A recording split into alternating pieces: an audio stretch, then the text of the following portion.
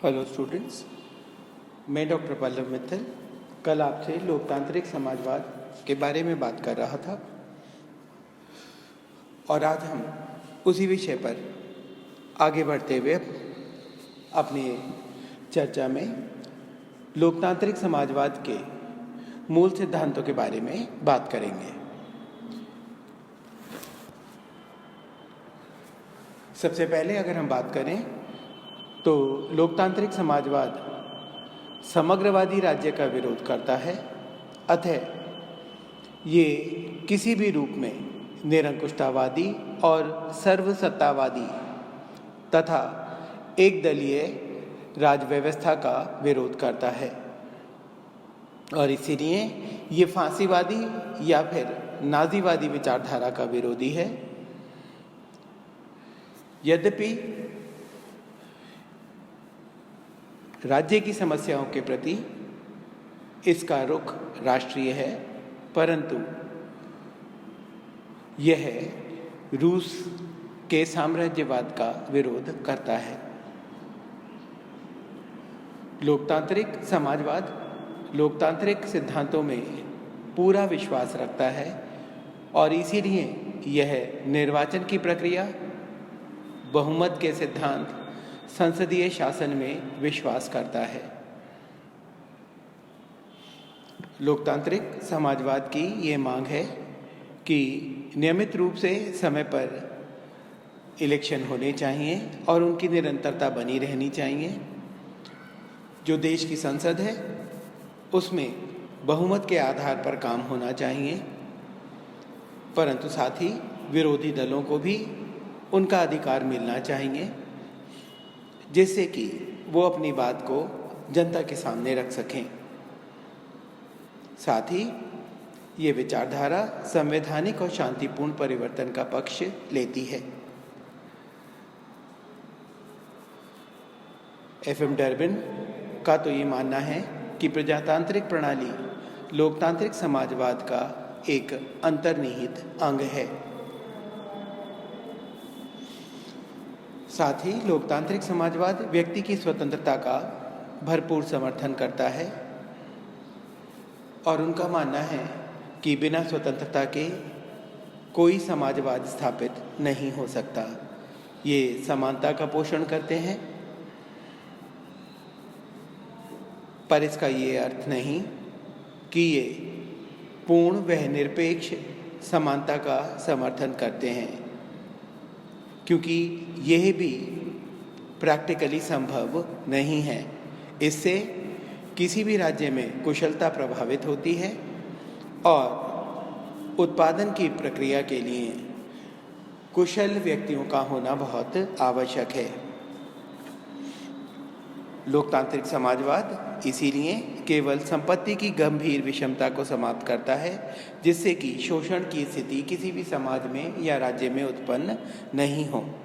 तो इस चीज़ को हमको बहुत ध्यान में रखना है। इसके साथ ही ये विचारधारा अर्थव्यवस्था पर प्रजातांत्रिक नियंत्रण का समर्थन करती है और इसकी मान्यता ये है कि यदि व्यक्ति राजनीतिक निर्णय लेने में सक्षम है तो उसमें आर्थिक निर्णय लेने की भी योग्यता और क्षमता है। वर्तमान व्यवस्था जो कि पूंजीवादी व्यवस्था है, उसमें अधिकतर व्यवहारिक तौर पर केवल पूंजीपति ही निर्णय लेने का काम करते हैं, जो कि उचित नहीं है। इसलिए लोकतांत्रिक समाजवाद जनता के द्वारा निर्वाचित प्रतिनिधियों के द्वारा शासन का समर्थन करते हैं, जिससे व्यवस्था के ऊपर सरकारी स्वामित्व रहे और उसका सरकार के द्वारा नियमन किया जाना संभव हो। नॉर्मन थॉमस का इसलिए मानना है कि समाजवाद प्रजातंत्र की पूर्ण सिद्धि है। साथ ही लास्की भी ये कहते हैं कि आर्थिक स्वतंत्रता के बगैर स्वतंत्रता किसी भी काम की नहीं। इसीलिए लोकतांत्रिक समाजवाद लोक कल्याणकारी दायित्वों को बहुत ज़रूरी मानता है और ये तभी संभव है जबकि व्यक्ति की आर्थिक सुरक्षा सुनिश्चित हो। लोकतांत्रिक समाजवादी विचारधारा में आर्थिक सत्ता के विकेंद्रीकरण का पक्ष लिया गया है,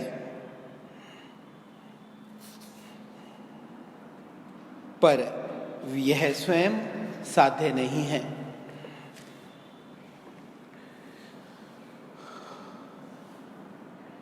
सार्वजनिक क्षेत्र में एकाधिकार की जो प्रवृत्ति है, लोकतांत्रिक समाजवाद उसका विरोध करता है और राज्य के द्वारा उसके नियमन की बात करता है।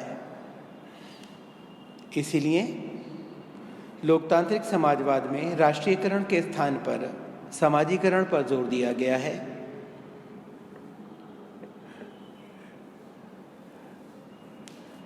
आज यह बुनियादी तौर पर केंद्रीकरण तथा स्वतंत्रता के लिए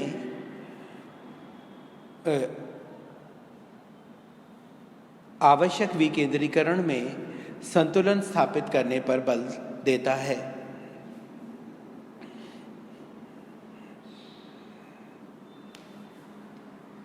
साथ ही लोकतांत्रिक समाजवाद ने उद्योगों को समाज सेवा का समुचित साधन माना है और उनका कहना है कि उद्योगों को लाभ का साधन नहीं बनने देना चाहिए।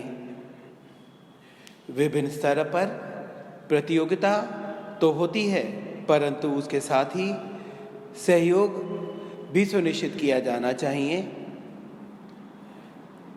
जिससे कि समाज में अन्य लोगों को अपनी जीविका चलाने का अधिकार भी प्राप्त हो सके।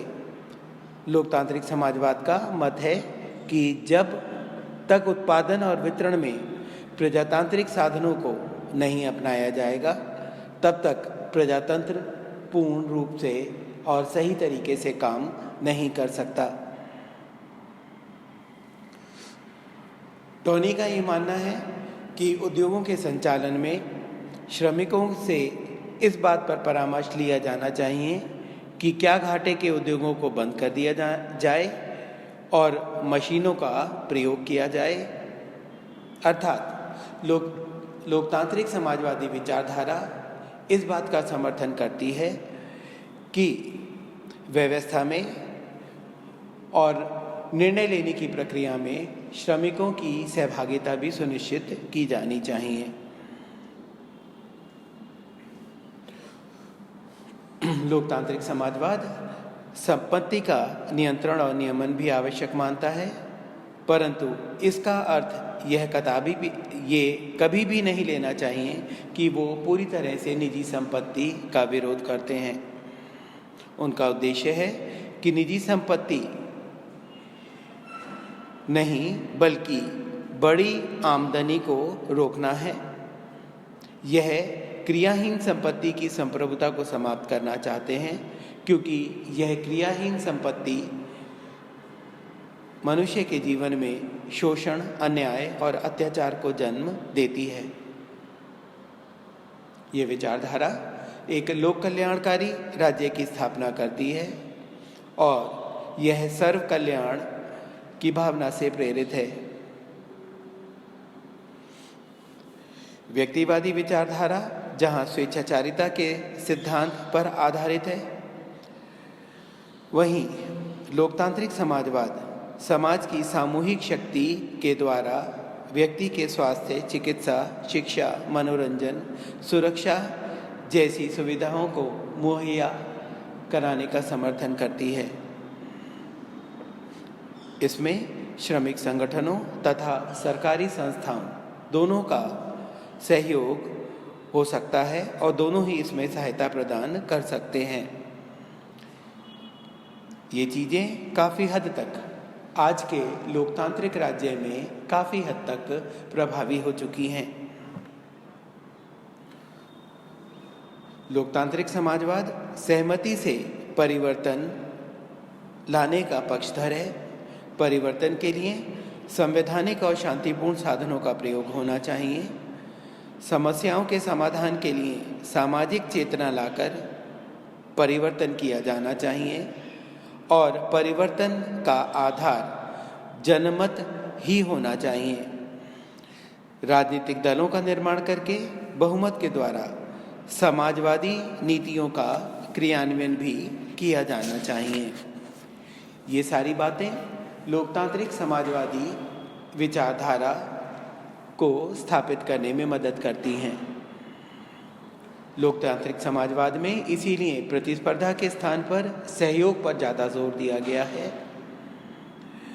रॉबर्ट ओवन का मानना है कि सहयोग से मालिक और श्रमिक में जो विरोध की भावना है वो समाप्त हो जाएगी और इससे उत्पादन में भी बहुत बढ़ोतरी होने की संभावना है।